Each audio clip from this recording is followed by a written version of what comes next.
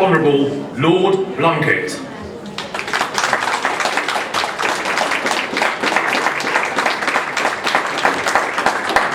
Firstly, thank you very much indeed for a warm welcome and for the invitation to contribute to tonight's event and to the dialogue and discussion and the campaigns that you're running.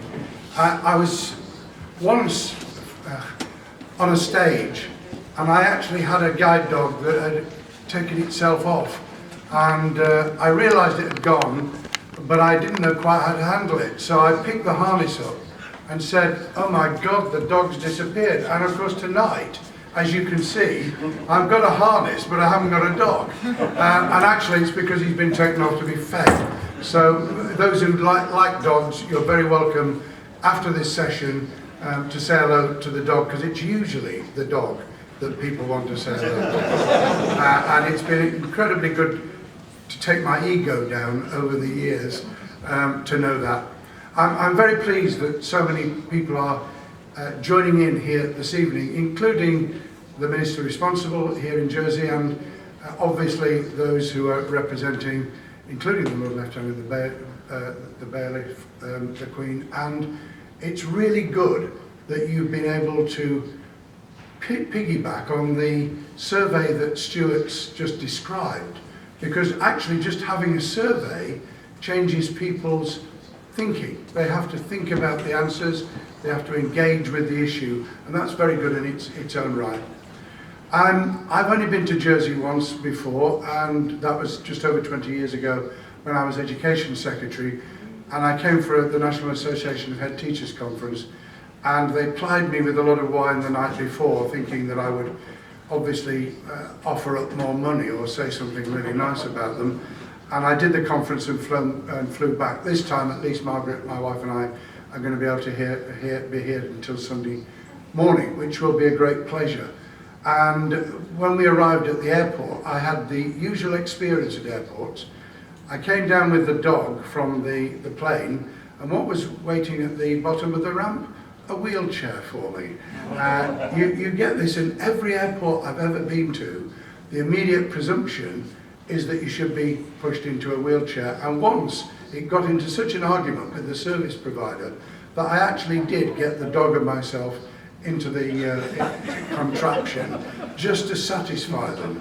And I thought afterwards, I'm doing something about this, which I did in a gentle way. I didn't used to do things in a gentle way. When I was in my late teens and early 20s and things went wrong, they ended up with me being what was then an extremely bumptious young man. But when you're lifted across a road by the armpits by somebody who thinks that they're doing you a favour when you were only waiting for somebody, then it's not surprising that you get a little bit tetchy. And I just wanted to say tonight that there is no day zero. There's not a point when we get this right. There's a point when we want to make major change, and then we have to build on it. And you're in the process, and have been since the legislation in 2013, and Stuart referred to what was happening before the pandemic, in making that change.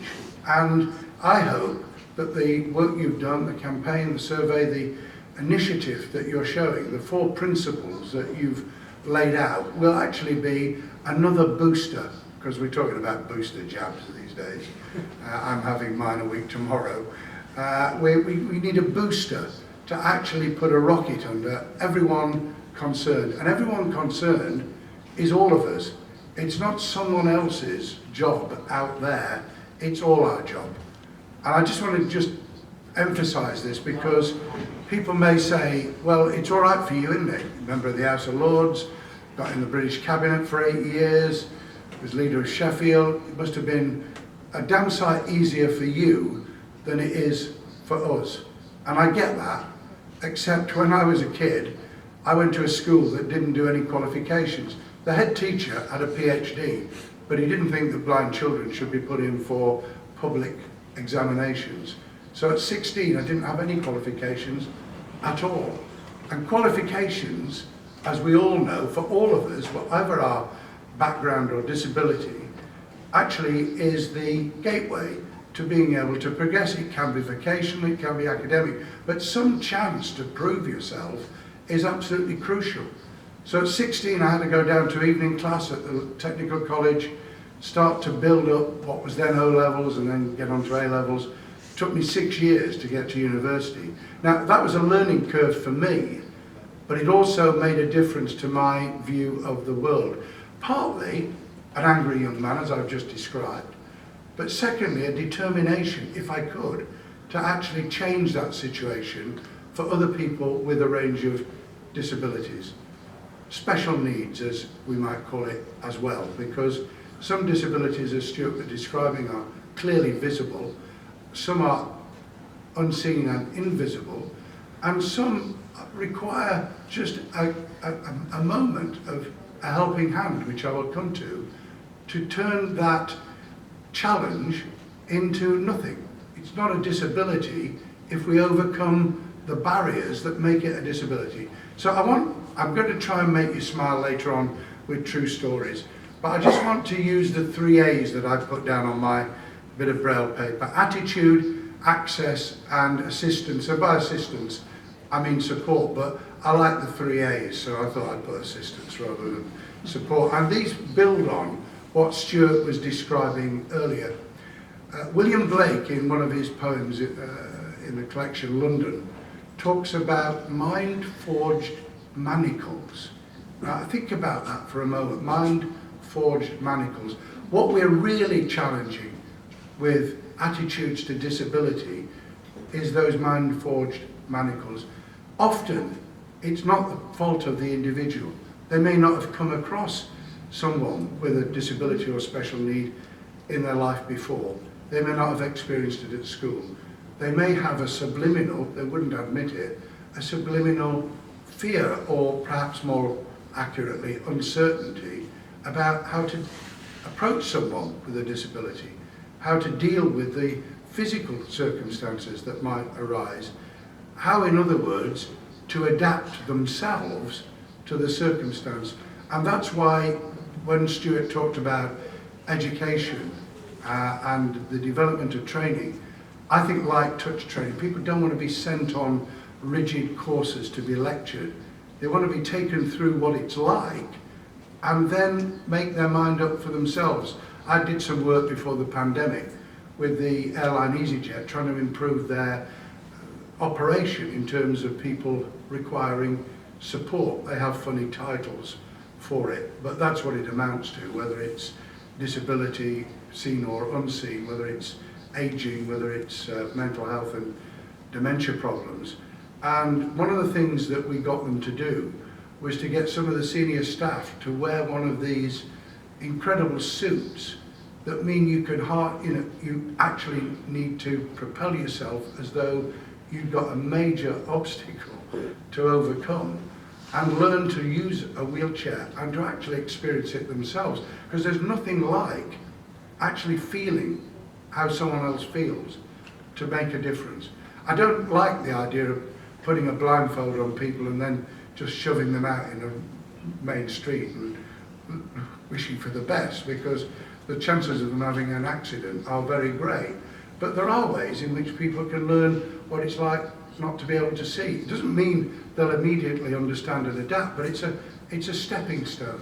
So changing attitudes is fundamental. I do work with the Royal National Institute for the Blind, but I also do it with the Vision Foundation, which is primarily at the moment based in London. They just did a survey of their own. Actually, the figures were more worrying than your figures, Stuart.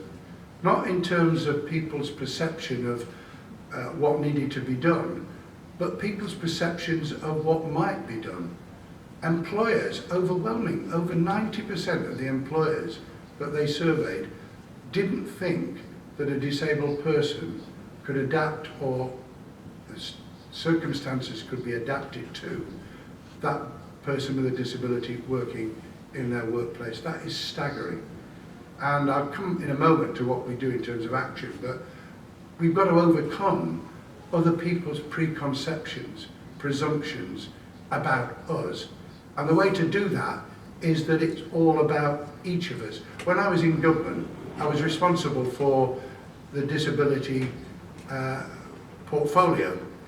I devolved it to a minister, but I also made it clear publicly in Parliament and beyond that this wasn't an issue for someone designated, as Judy is, to take on the ministerial portfolio. It was a matter for every member of Parliament, for every local councillor, for every employer to start thinking about it and to become an advocate. Because once it's just an issue about us who've got a disability, then it's somebody else's problem and somebody else's issue, and it isn't. It's all of ours. So that's a fairly fundamental point. I inherited the original Disability Discrimination Act. William Hague was actually responsible as the minister in the Conservative government in '95, and he had a hell of a struggle. The minister before him actually lost his job and got himself in a terrible state because the government weren't making progress, and William persuaded them that they had to take the basic steps, not because legislation on its own would actually change the world, but it set the framework and the landscape in which other people would operate. And then I introduced the Disability Rights Commission, which was eventually incorporated into the Equality and Human Rights Commission in 2010. By the way, I think it was a mistake. I think simply lumping everything together and pretending that the big E, equality, actually will work, doesn't. And the issues around disability rights have taken a substantial back seat to other issues under the heading of equality. So legislation can help, but it's only a contribution. I also was responsible for introducing measures in terms of special needs in terms of our education system. A long, long way still to go. So what are my messages? Firstly, it's prevention, not cure. You have a tribunal, don't you, and it provides awards. The problem with tribunals and awards is it's trying to compensate monetarily for something that's happened that has already created the blockage, the damage, the barrier. And we've got to try and ensure that we don't spend money on, I don't know how much you spend in Jersey, but how much you spend on actually compensating people for something that shouldn't have happened in the first place, rather than putting it right. I don't think, Stuart, that people would for a moment vote the money to put every possible problem right. I just don't believe they would. They tell us, speaking with my hat on as a politician, I'm not doing party politics tonight, but with my hat on as a politician, people always tell you what they want, but when they get in the polling booth, they vote for something entirely different. And if you don't understand that, you end up in opposition. Oh. Yeah. I think you've got the point. I'm not here tonight to tell you what to do. Jersey is special. It's not just because it's an island, you're different. Your changes, your progress have to be yours. It's about Jersey. It's for the people of Jersey, by the people of Jersey. You will make the change. And the only message I can give on that is that it will be a battle. It's always going to be a battle. When I first stood for the council in Sheffield, fourth biggest city in the country, the struggle was to persuade people locally that I could do it. I mean, I experienced all kinds of things as a councillor and then as an MP in terms of other people's attitudes. Sometimes I didn't know about them until someone afterwards told me. But the only way I could deal with it was to prove them wrong, was to actually just get on with it. And we stand on the shoulders of those who have come before us. The people who have campaigned against the odds when things were really difficult and made things happen. So you're, and I am, standing on the shoulders of those who came before us. And other people will, as they make progress on the back of what we do.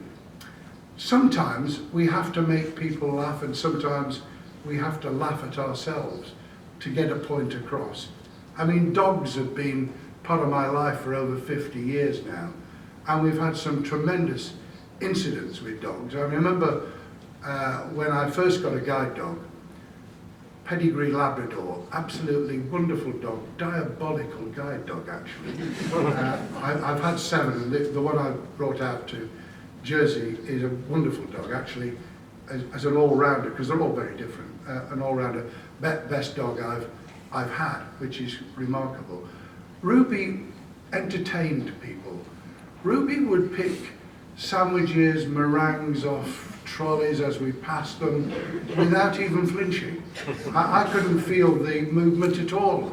All I knew was that when we sat down at a committee table, I could hear a crunching going on already. And eventually people would tell me what Ruby was up to. I would get off buses and I would hear a cry, and a parent would explain to me rather hysterically that my dog had just taken the ice cream out of the child's hand. So I used to carry little bits of change with me in order to compensate, like the tribunal, and to try and make up to them. But actually dogs also broke the ice. I mean, dogs are great, which you can't do with a wheelchair or a frame. And you certainly can't do it if the person doesn't know that you have a disability. So there are advantages in having the dog because it breaks the ice. People will say hello to the dog when they don't know how quite to address you, when they don't know whether to ask you whether you want to cross the road or whether you needed a helping hand. They'll start with the dog and then they'll say, do you need a helping hand? And I want to combine the need, and Stuart, you mentioned it, the need sometimes for a helping hand, and just to recognise when that would be helpful, with also the educational impact that can have as you explain to people what it is that you need them to do. I mean, a very simple message I put out when I'm asked at conferences or when I've gone into schools or colleges is people say, well, what's the best approach? The best approach is just to ask, can I be of help? What can I do? Is there something that would be of help? If there isn't, that's fine. If there is, to do it as sensitively as possible without creating either embarrassment for the individual you're supporting or for yourself. I want to tell you a story about Her Majesty the Queen. I did get permission to do this, so don't worry. I won't be arrested. And the bailiff's not quite like our bailiff, but still worry about it. When I was leader of Sheffield, the Queen came to open some new facilities, and I had the privilege of sitting next to her as leader of the council for lunch. But I'd made the mistake, you should always prepare on these occasions. I hadn't actually asked what we were eating, and it was Barnsley chop. Now, for those who don't know about Barnsley chop, it's one of these massive series of cutlets, as you would call them. And like everyone else, it had the fat and the meat and the bone. But if you can't see, getting the fat off the meat and the meat off the bone in public is a nightmare. And I set about this with my usual tenacity, determined to prove my complete independence, when the Queen, God bless Her Majesty, said to me, Mr. Blunkett, you seem to be having difficulty with the meat. And of course, on occasions, you're so embarrassed or so pig-headed that you simply say, no, Your Majesty, I'm doing actually very well. And that's what I said. And a minute or two later, she said, Mr. Blunkett, it doesn't look as if you're doing too fine to me. And I said, I'm managing, Your Majesty. And she said, look, don't be embarrassed. I cut the meat up for the corgis. I'm happy to do it for you. And do you know, to this day, I wish I'd accepted her first offer, because it's a better story to say that the Queen cut your dinner up than it is to say that you declined. And I learnt a lot from that. I learnt that it was a genuine offer, and that whatever the magnitude of the occasion and whatever you feel the embarrassment, sometimes just to say yes actually helps. There have been other occasions when, as someone who can't see, those who have got learning disabilities, those who are wheelchair users, those who are misunderstood because they have autism, will understand that sometimes things go wrong, and you have to have a sense of humour yourself, and you also have to get over the embarrassment, the difficulty. When I was Education Secretary, we were down in the East End of London opening a very new nursery school, and Tony Blair was with me, and you know what it's like in these schools for small people. You sit on these little stools, and I was desperately trying to be as least pompous as I could be. I was trying to learn to be a really friendly politician, which is not always easy. And I sat down on this little stool, and I put my arm out around the little person next to me, and I said, "How old are you, my dear?" 23, she said. It turned out to be a nursery nurse. And of course, as Home Secretary, I probably had to have done something about myself. But it was one of those, moments when, what do I do? I said, well, I'm really, really sorry. She said, it's absolutely fine. I should have introduced myself, which is true, actually. She should have said when she was sitting next to me, because I thought it was one of the nursery children. And, you learn as you go along. And people learn with you. Went into the Department for Education and Employment way back in those, for me, halcyon years of '97. And it was fairly well known, all of us knew, including my predecessor, Julian Shepherd, who's also a member of the Lords, and I get on with really well, that we were going to win. We didn't know by how much, but it was pretty clear that we were. And so they prepared, and they'd got early computer system linked up to a Braille printer, and they were really excited. They printed out this Braille for me. First occasion I was going across to Downing Street to do a presentation to the Prime Minister, and I opened the folder, and the Braille was complete gobbledygook. I couldn't read a word of it, and I went back to the department and said it didn't matter, because I knew the stuff backwards. I'd been the shadow for 2.5 years, so I knew the stuff. And I said, in any case, I'm pretty good at ad-libbing, and Tony didn't notice, so that was fine. And they said, well, we have to find out, Secretary of State, what the problem is. And they shot off, and they came back about half an hour, 40 minutes later. They said, we found out what the difficulty is. I said, what was the matter? They said, we bought the printer from Sweden, and it's not been switched over. So I got Swedish Braille. And I thought to myself, what a generous thing that they thought about getting this all together. But how much better might it have been if they chatted it through with me before they set it up. So, good intentions.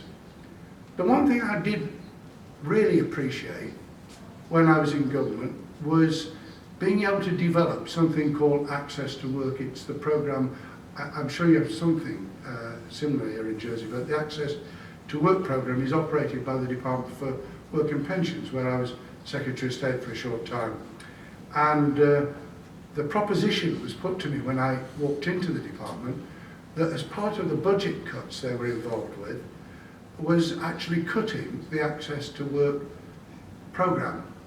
And I said, that's about as insane a proposition that I've ever heard whilst I've been in public life.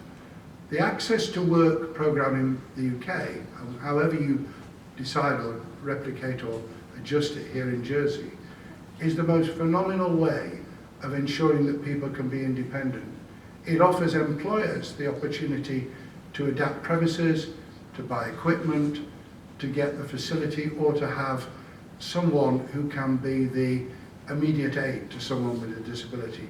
It's the opening of a door for the individual to be able to show what they can do and to work on equal terms. It's got its major flaws because it should be attached to the individual, not to the job.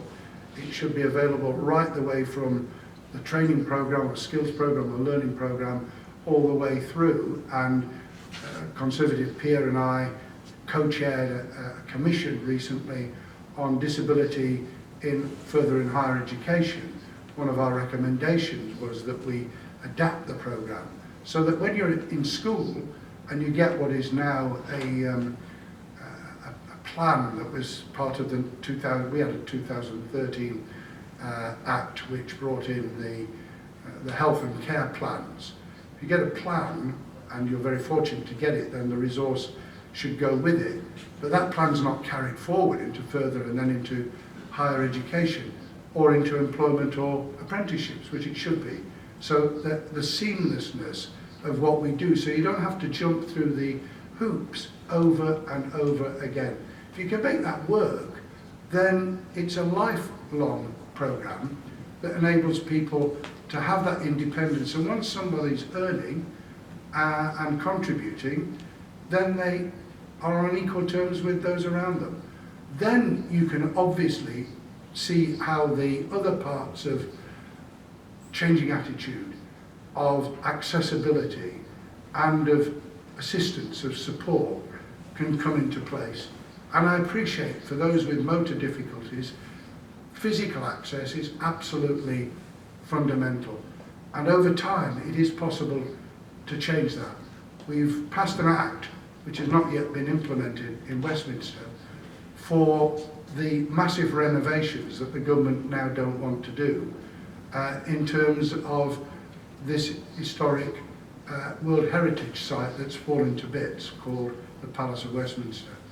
And I was able to move amendments from the House of Lords about accessibility and disability when people were arguing that there are parts of the historic palace which simply could not be accessible. It's rubbish. Of course they can.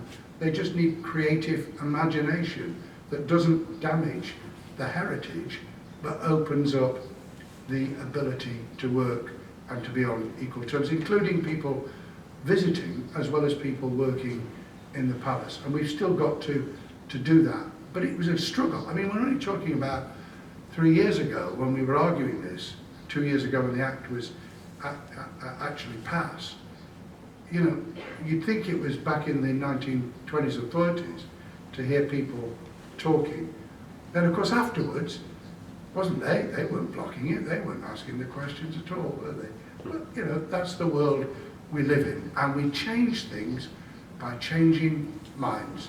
So I want to leave you with a thought, because I think, as I said earlier, this is a two-way street. People with disabilities of any sort have to be campaigners, but not just in their own right, for what they need for themselves, because each one is an individual. They're not a community, as people often say. We're individuals with our own needs and requirements. They're a campaigner for themselves, but they're a breaker of new ground for other people who come behind them, changing those attitudes, creating the assistance, opening up access. But the society as a whole has to be prepared to respond. So it's a two-way street. There was a rabbi called Rabbi Lionel Blue, who used to be on our Radio 4 programme. We have this Thought for the Day on Radio 4's Today programme. And he did it for years. I actually did get to know him. And he gave me permission to use this story so nobody can get ufty about whether I've stolen a Jewish story from a Jewish rabbi. And it's about Reuben, whose house is being repossessed, his business has gone bust. And he goes down to the synagogue on a Saturday, week after week, and after about 6 weeks, the Lord has simply had enough of this. And a booming voice comes down to Reuben. Reuben, my boy, the Lord helps those who helps themselves. And Reuben said, but Lord, what is it you want me to do? And the Lord said, for God's sake, buy a ticket. You won't win the lottery if you don't buy a ticket. You won't change the world unless you put your shoulder, metaphorically, to the wheel. You won't bring about change unless you can persuade others to join you. This is what you're all about today, this evening. That's what the survey, that's what the campaign, that's what the group here tonight is all about. It's changing minds, changing access, changing the availability of assistance, making the world a better place for all of us. Thank you very much.